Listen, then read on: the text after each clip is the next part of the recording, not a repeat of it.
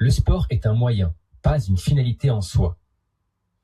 Cette tirade peut tout aussi bien s'appliquer à l'ensemble du sport fédéral, tout comme aux recherches étudiant le sport comme phénomène. Qui n'a pas rêvé de devenir riche, une star par le sport, célèbre ou aimé de tous?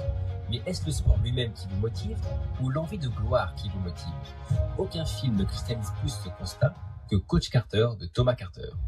Sorti en 2005, Coach Carter raconte l'histoire de Ken Carter, un ancien joueur de basket devenu entraîneur du lycée Richmond, un établissement situé dans un quartier défavorisé. Il impose à ses joueurs un contrat strict, des bonnes notes, une assiduité en classe et un comportement exemplaire. Tout au long du film, la réussite scolaire est davantage mise en avant par l'entraînement, n'hésitant pas à réprimander sévèrement ses joueurs en cas de laisser aller à l'école. Lorsque les résultats ne suivent pas, il prend une décision radicale: fermer le gymnase et suspendre les matchs, et ce malgré une saison où l'équipe reste invaincue. Dans ce quartier défavorisé de Richmond, Carter ne veut pas que ses joueurs voient le basket comme leur seule porte de sortie. La réussite scolaire doit être une priorité absolue. On observe donc une figure paternaliste de Carter, presque une sorte de grand frère pour les joueurs.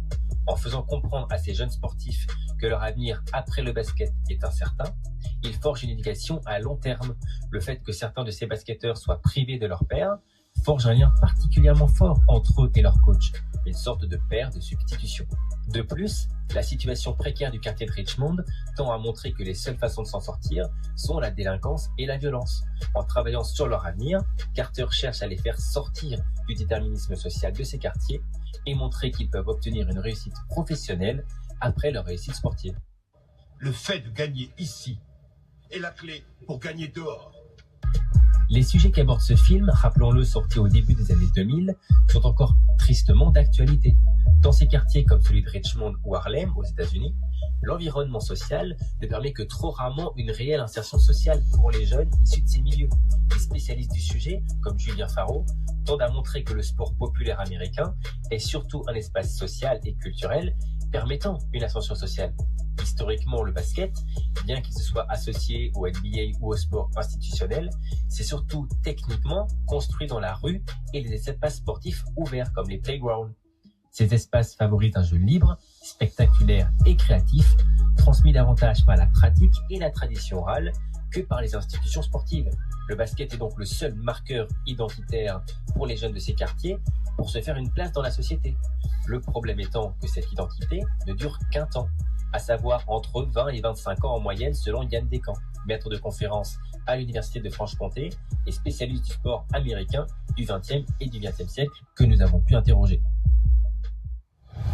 Justement, le cinéma sportif ne se contente pas de raconter des histoires. Il met en scène des modèles de société, des normes, des valeurs. En d'autres termes, il agit comme une expérience sociale à grande échelle. Dans Coach Carter, on observe une situation très spécifique. Un groupe de jeunes issus de milieux défavorisés, un encadrement strict et une institution, à savoir l'école, qui devient centrale. Ce que l'on voit apparaître ici, c'est une forme de tension entre deux logiques. Une logique sportive, basée sur la performance et la victoire, et une logique éducative, prenant la discipline, la réussite scolaire et l'épanouissement personnel.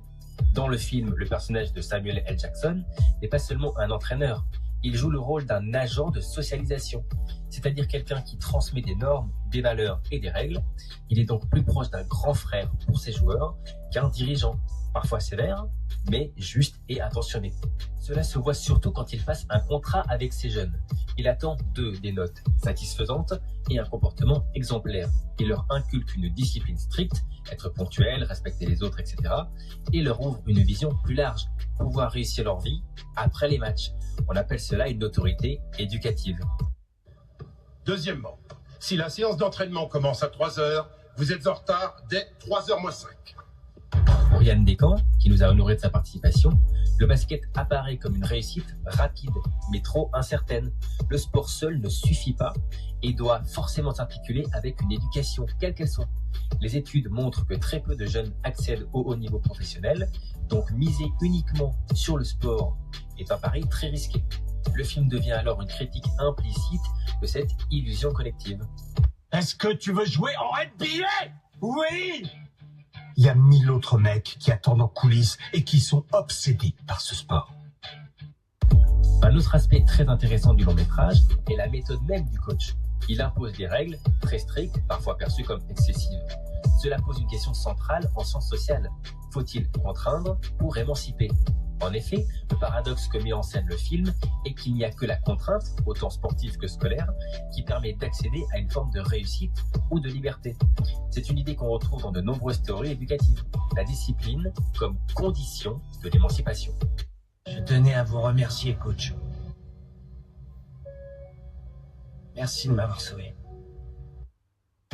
Cette idée se rapproche sensiblement d'une vision très forte de la méritocratie. Le message est clair. Si tu travailles dur et respectes les règles, tu peux réussir. Encore une fois, l'historien Yann Descamps appelle à nuancer ce discours, qui peut sembler très premier degré. Pourquoi ? Parce que les conditions sociales de départ ne sont pas les mêmes pour tous. Le film simplifie donc une réalité complexe. Oui, l'effort compte, mais les inégalités structurelles jouent aussi un rôle majeur. Les chances de réussir ne sont pas les mêmes pour tout le monde, et l'abnégation, bien que très louable, ne peut permettre de déjouer les chiffres de l'insertion professionnelle, prononcés à même cette réplique. Je sais que vous adorez les stats, laissez-moi vous en donner. Cette école ne voit que 50% de ses élèves diplômés en fin de parcours. Et sur ces heureux élus, seuls 6% vont à l'université. En fait, lorsque je passe devant vos classes dans ces couloirs, que je vous regarde là tous ensemble, malheureusement, je sais qu'un seul d'entre vous ici sera universitaire. Dans ce pays, 33% des hommes de couleur âgés entre 18 et 24 ans se font arrêter. Regardez celui qui est à côté de vous, à votre gauche, puis à votre droite. L'un de vous trois se fera arrêter. Grandir comme vous à Richmond, c'est 80% de plus de chances d'aller en prison qu'à l'université. Ceux qui l'ignoraient encore le savent maintenant. Ceux qui aiment les stats s'en servis. Alors que retenir ? Coach Carter n'est pas seulement un film inspirant, c'est aussi un support riche pour comprendre les mécanismes de socialisation, le rôle du sport dans la société et les tensions entre éducation, discipline et réussite. Grâce à l'analyse de Yann Descamps, on voit que derrière l'histoire individuelle se cache une réflexion plus large sur notre manière de concevoir la réussite. Et si finalement, le vrai match de Coach Carter, ce n'était pas sur le terrain, mais dans la salle de classe.